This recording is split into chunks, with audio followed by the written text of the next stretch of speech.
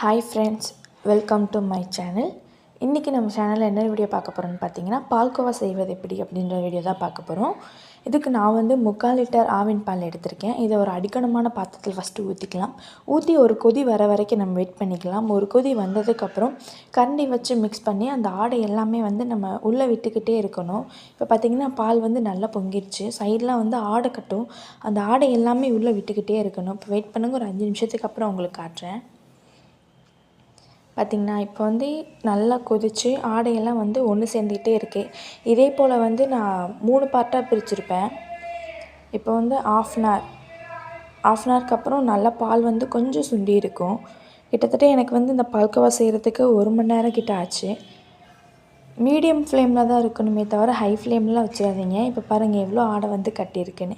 இதே போல் ஆடை சைட்லலாம் இருக்கிறது எல்லாமே எடுத்து நம்ம உள்ளே விட்டுக்கிட்டே இருக்கணும். நான் அப்போ நல்லா கொதிச்சுக்கிட்டே இருக்கும். அந்த ஆடை ஒன்று சேர பால் நல்லா கிண்டி விட்டுட்டே இருங்க.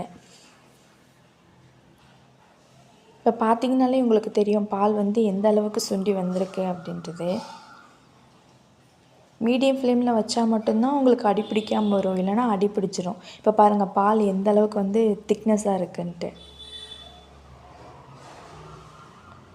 நல்லாவும் கொதிக்குது. இப்போ 1/2 கப் சர்க்கரை, அதாவது 5 டீஸ்பூன்லேருந்து 6 டீஸ்பூன் வரைக்கும் எடுத்துக்கோங்க.